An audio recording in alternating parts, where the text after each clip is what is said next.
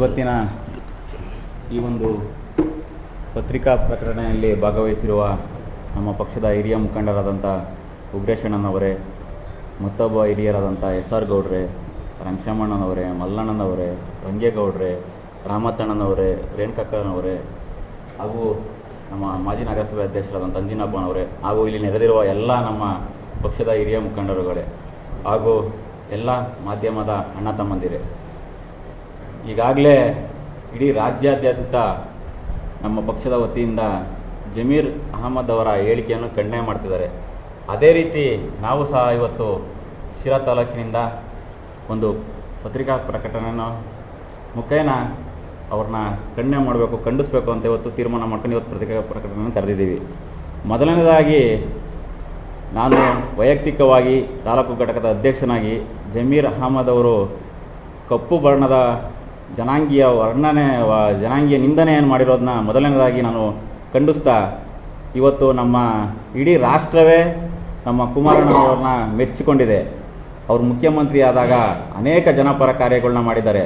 ಅಂಥ ಒಬ್ಬ ವ್ಯಕ್ತಿನ ಅವರ ಬಣ್ಣದ ಆಧಾರದ ಮೇಲೆ ಗುರುತಿಸಿ ಮಾತಾಡುವಂಥ ನೀಚ ಪ್ರವೃತ್ತಿ ಬುದ್ಧಿಯನ್ನು ಇವತ್ತು ಜಮೀರ್ ಅಹಮದ್ ಅವರು ತೋರಿಸಿದ್ದಾರೆ. ಇದು ಒಂದು ಸಂವಿಧಾನಿಕ ಹುದ್ದೆಯಲ್ಲಿದ್ದು, ಒಂದು ಜವಾಬ್ದಾರಿಯುತವಾದ ಸಚಿವ ಸ್ಥಾನದಲ್ಲಿದ್ದು, ಸಮಾಜಕ್ಕೆ ಅವರು ಯಾವ ರೀತಿ ಇವತ್ತಿನ ಯುವಕರಿಗೆ ಮಾದರಿ ದೀಪ ಆಗ್ತಿದ್ದಾರೆ ಅಂದರೆ, ನಮ್ಮನ್ನೆಲ್ಲವ್ರನ್ನೂ ದಾರಿ ತಪ್ಪಿಸ್ಕೊಂಡು ದಿಕ್ಕು ತಪ್ಪಿಸಿ ಇಂಥ ಹೇಳಿಕೆಗಳನ್ನು ನೋಡ್ತಿರೋರು ಮುಂದಿನ ಒಂದು ಯುವ ಪೀಳಿಗೆಗೆ ಅವರು ಅಪಾಯಕಾರಿಯಾದಂಥ ವಸ್ತು ಆಗಿದ್ದಾರೆ ಅವರು. ಹಾಗಾಗಿ ಅಂಥ ಒಬ್ಬ ಧೀಮಂತ ನಾಯಕನನ್ನು ಒಂದು ಬಣ್ಣದ ಹೆಸರಿಂದ ಕರೆದಿರೋದು ಖಂಡನೀಯ. ಇದು ಕೂಡಲೇ ಗೌರವಾನ್ವಿತ ಈ ರಾಜ್ಯದ ಮುಖ್ಯಮಂತ್ರಿಗಳಾದಂಥ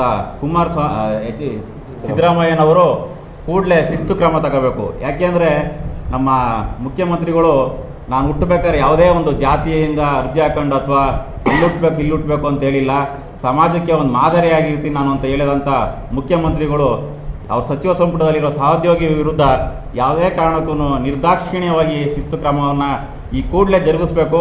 ಅವರು ಒಬ್ಬ ಮಾದರಿ ಮುಖ್ಯಮಂತ್ರಿ ಅನ್ನೋದನ್ನ ತೋರಿಸ್ಕೊಳ್ಳೋಕ್ಕೋಸ್ಕರನಾದ್ರೂ ಅವ್ರ ವಿರುದ್ಧ ಶಿಸ್ತು ಕ್ರಮ ಕೈಗೊಳ್ಳಬೇಕು.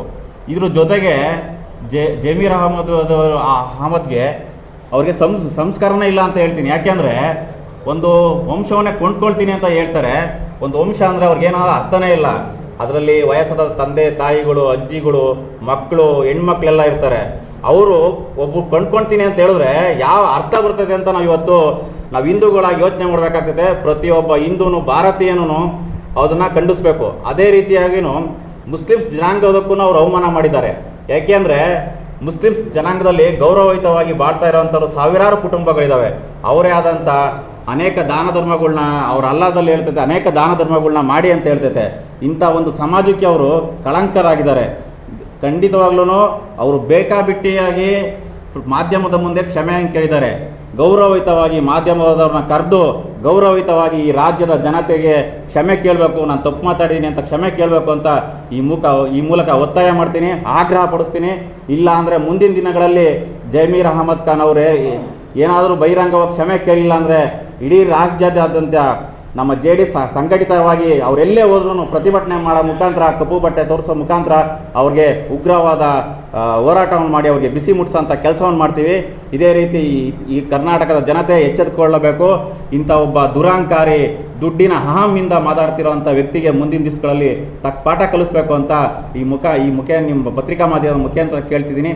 ಈ ನನಗೆ ಮಾತಾಡೋಕ್ಕೆ ಅವಕಾಶ ಮಾಡಿಕೊಟ್ಟಂಥ ತಮ್ಮೆಲ್ಲರಿಗೂ ಹೊಂದಿಸಿ ನಾನು 2 ಮಾತುಗಳನ್ನು ಮುಗಿಸ್ತೀನಿ. ಜೈ ಹಿಂದ್, ಜೈ ಕರ್ನಾಟಕ ಮಾತೆ.